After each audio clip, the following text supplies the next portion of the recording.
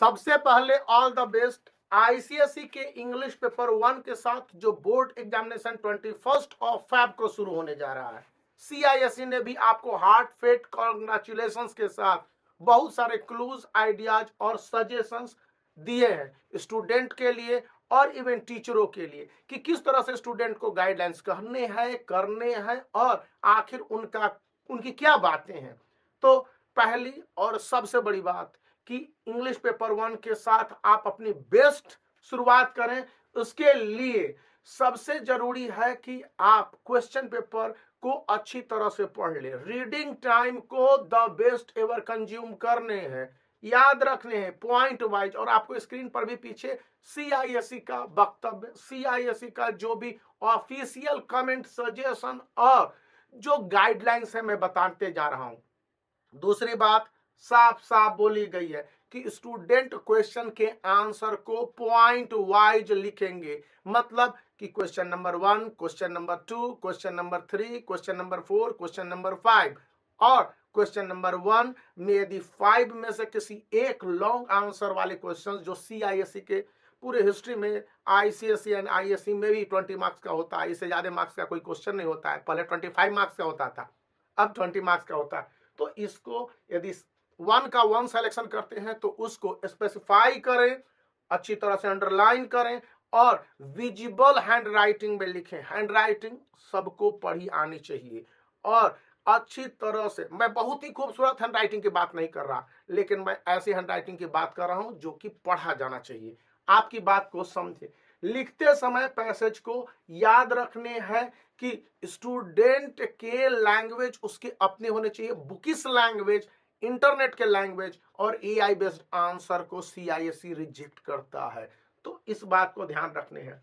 Interpretation मतलब आपने उस टॉपिक को समझ के समझाया है, उसके बाद उसको फ्लो में लिखा है यानी कंटिन्यूटी, इसके बाद प्लानिंग टू गो डाउन और कंक्लूजन, इसके बाद वर्ड लिमिट और फिफ्थ सबसे इंपॉर्टेंट पॉइंट जो कि सीआईएसई समझा रहा है स्टूडेंट को कि focus on the topic as well as grammar. Last point है कि आप उस टॉपिक पर ही लिखेंगे और उससे ज्यादा इधर उधर नहीं होंगे। Explore the common points between और descriptive and a narrative style. Advise student to read the question paper carefully in order to focus and to the point. There must be some conclusion be extracted by the student। तो यहाँ पर student को conclusion अच्छी तरह से समझ लेने। Story में भी कंक्लूजन नहीं निकलेगा, मोरल निकलेगा। यदि मोरल नहीं निकलेगा तो एक हैप्पी या सैड एंडिंग व्हाट एवर होगी। इसको अच्छी तरह से ध्यान रखने हैं। आर्गुमेंटेटिव फॉर्मेट होते हैं क्वेश्चन नंबर 3, या फिर आपके जो भी पॉपुलर चॉइस वाले सीन पर आधारित होंगे, या फिर कैंडिडेट है जो पिक्चर के आधार पर बताते हैं, तो उसको हमेशा सिंपल लैंग्वेज में लिखे और लैंग्वेज में ड्राइवेशन नहीं, हार्ड लैंग्वेज नहीं लिखने हैं। इंपॉर्टेंट पर्संस के कोट को मेंशन किया जा सकता है और आप डिस्कस कर सकते हैं और वेराइड पॉसिबल अप्रोच, लेकिन आपको नेगेटिव नहीं जाने हैं। आपके आंसर कंप्लीटली पॉजिटिव और हैप्पी एंडिंग के साथ होने चाहिए। मतलब कि इसका एक अच्छा आउटकम निकलना चाहिए। क्वेश्चन नंबर 1 का कुल कंक्लूजन यही है। इसीलिए इसकी जो मार्किंग स्कीम कहती है कि स्टूडेंट अच्छी तरह से टॉपिक को इंटरप्रेट करे, यह टीचर के लिए बताया गया है और उसके बाद रिलेटिव आइडियाज दिए गए हैं, तो ठीक है। स्टूडेंट ने इमेजिनेशन को यूज कर जो इंपॉर्टेंस उसका बताया है या ब्रीफ डिस्क्रिप्शन दिया है, दैट इज ओके। अब क्वेश्चन नंबर 2 की मैं बात कर लेता हूं। यहां पर आपको केवल एक ही क्वेश्चन के आंसर देने हैं, 10 मार्क्स के हैं। या तो आप चले जाइए फॉर्मल राइटिंग के साथ या इनफॉर्मल राइटिंग के साथ। तो उन दोनों ही कंडीशन में आपको चॉइस करने हैं फॉर्मेट। सीआईएसई का जो फॉर्मेट होता है वो काफी ज्यादा इंपॉर्टेंट हो गया है। यहां पर 3 पॉइंट पर मार्क्स दिए जाएंगे। अच्छी तरह से याद रखने, 10 मार्क्स को केवल 3 ही पॉइंट पर डिवाइड किया गया है, फॉर्मेट, कंटेंट एंड एक्सप्रेशन। ये है फॉर्मेट, आपको 1 to 2 मार्क्स होंगे। कंटेंट सबसे ज्यादा है, 5 to 6 मार्क्स हो जाएंगे और एक्सप्रेशन उसके बाद यदि 2 मार्क्स हैं, 6 मार्क्स है तो 6 to 8 मार्क्स, 2 मार्क्स 10 में। यदि 5 मार्क्स कंटेंट में दे दिए जाते हैं तो 3 मार्क्स एक्सप्रेशन में होंगे। और जब आपकी कॉपी चेक की जाएगी ना तो फॉर्मेट पर मार्क्स लिखा जाएगा, कंटेंट पर मार्क्स लिखा जाएगा और एक्सप्रेशन पर। अब के समय में कहा जा रहा है कि कंटेंट पर 1 मार्क्स के हैं, तो उस कंडीशन में आपके एक्सप्रेशन पर 4 मार्क्स हो जाएंगे और कंटेंट पर 5 मार्क्स हो जाएंगे और 1 मार्क्स फॉर्मेट पर हो जाएंगे। तो नीचे जो लिखते हैं truly, yours truly, yours lovingly, तो उसमें योर्स का लिखना है। फॉर्मेट में एड्रेस, डेट, फिर सेंडर्स एड्रेस, फिर सब्जेक्ट, फिर सैल्यूटेशन और क्लोजर को अच्छी तरह से मेंशन करना है। Encourage the student to clearly mention all the format and go with the flow explaining the necessity of the precise language। आपके लैंग्वेज एक्यूरेट होने चाहिए। एक्यूरेट का मतलब आप कोई एक्सपर्ट नहीं हो जा रहे हैं, लेकिन आपके लैंग्वेज एज इट इज उसी तरह के होने चाहिए जो कि CISE रिक्वायर करता है, कॉमन लैंग्वेज, और आपके इफेक्टिव होने चाहिए। Ensure student to avoid flat faulty language। आप एकदम इस तरह से नहीं लिखेंगे कि this is a person, there is a some problem, there is scarcity, we are in trouble.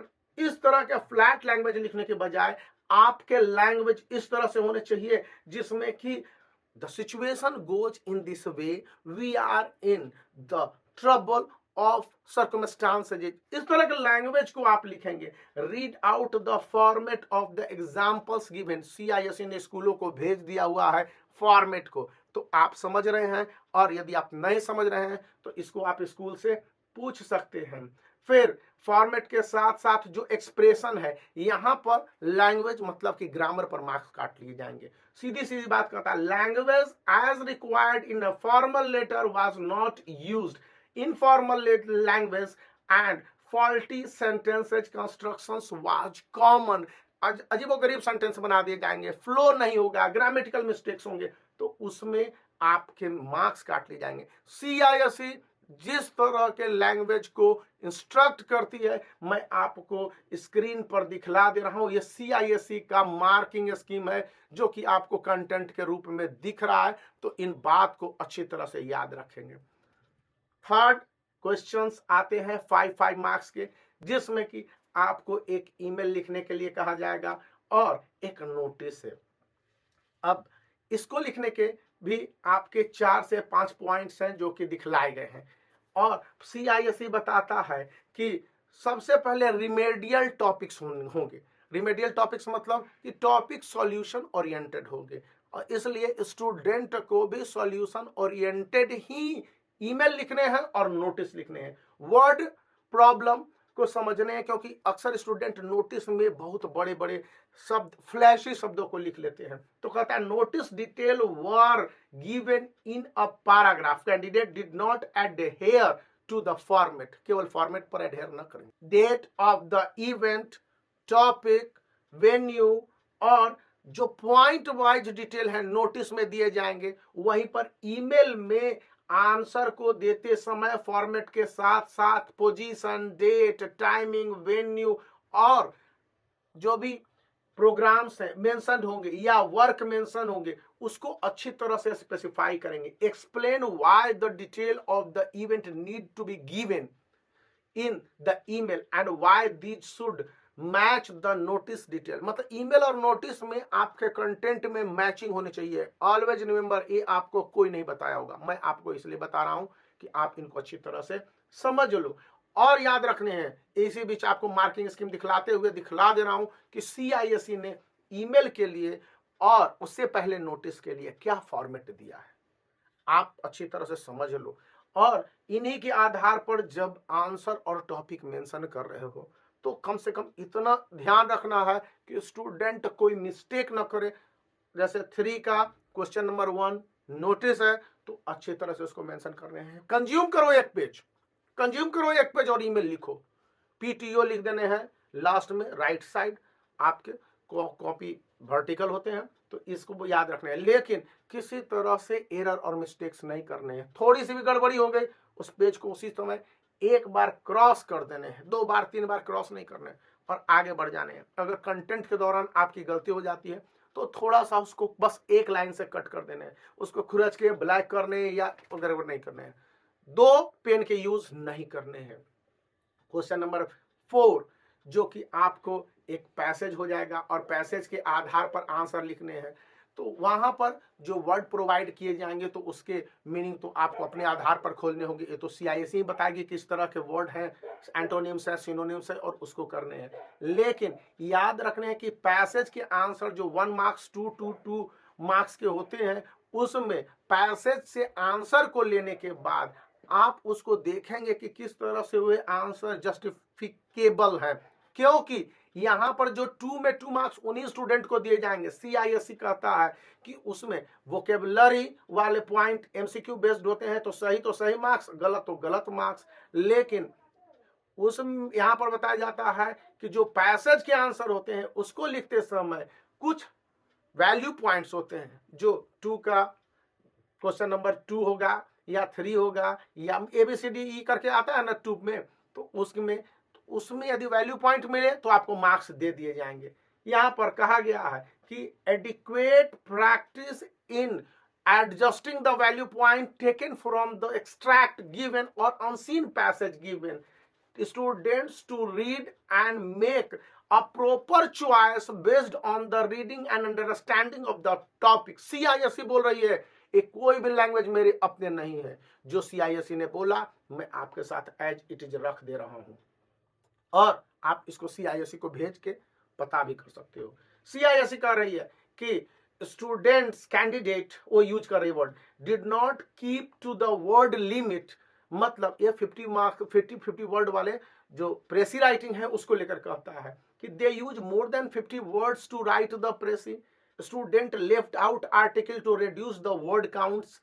सीधी सी बात यहां पर बोल रहा है कि student left out articles to reduce the word count, some wrote the summary of the entire passage, part of the passage, grid were often not drawn and rough summary not made। ये mistakes है जो प्रेसी writing के दौरान करते हैं, word count was not given, long winded phrase, ये सब use करने, तो इनसे आपको बचने की जरूरत है।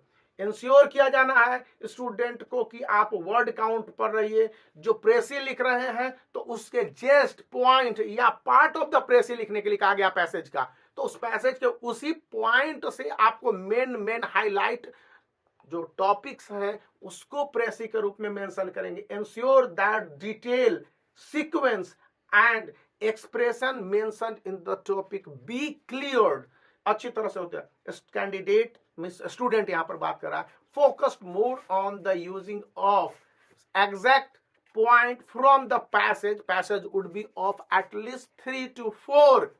CISE बोल रहा है 4 पैराग्राफ, तो आपको उसके आधार पर देने हैं। प्रेसी राइटिंग में इस तरह की बातें करनी है, और आपको यहां पर मैं पॉइंट भी बता दे रहा हूं कि प्रेसी राइटिंग 8 मार्क्स के हैं, तो 8 पॉइंट आपको ड्राइव आउट करने ही करने होंगे, इसके लिए ग्रिड भी बनाने हैं। क्वेश्चन नंबर 5, ये तो प्रैक्टिस की चीज है, the more you practice in grammar the more you get the marks, यही बात CISE ने कही है। तो इस पर भी कुछ क्लूज हैं, जैसे कि आप क्वेश्चन नंबर 5 का 1 है तो उसमें केवल टेंस रहता है और कभी कभी वॉइस का यूज हो जाता है, तो उसको उसी फोकस में करने हैं, प्रेजेंट टेंस, पास्ट टेंस और future tense. Generally past tense को गो थ्रू करके देखेंगे। अब क्वेश्चन नंबर 5 का 2, केवल प्रेपोजिशन भरने हैं, 8 क्वेश्चन रहेंगे, 4 मार्क्स हाफ प्रेपोजिशन पर है। फिर आपके मल्टीपल चॉइस है, और एंड, बट और सो के यूज नहीं करते हुए 4 मार्क्स के क्वेश्चन है, इसको यूज करने हैं और आपको गो थ्रू करने हैं। तो आप देख लीजिए, यदि बता सकते हैं, बना सकते हैं और सही ऑप्शन का चुनाव करने होंगे तो मार्क्स मिलेंगे। फिर रीराइट द सेंटेंसेज है जिसमें भी ऑप्शन मिलेंगे, तो यहाँ पर कंजक्शन का यूज जो बताया जा रहा है, फिर डायरेक्ट एंड इनडायरेक्ट का यूज, फिर बताया जा रहा है एक्टिव एंड पैसिव का यूज, कंपैरिजन मतलब कि गुड बेटर बेस्ट, एडजेक्टिव में कंपैरिजन है, एडवर्ब में कंपैरिजन है। ये 4 पॉइंट ही इसमें दिए गए हैं, और इसके साथ बताया गया है कि स्टूडेंट को किस तरह से एग्जैक्ट ये जो 4 पॉइंट है आंसर देने हैं, तो वो सही आंसर देंगे। MCQ फॉर्मेट है, स्टूडेंट को एडवर्ब और फ्रेजेस वर्ब याद रखने हैं।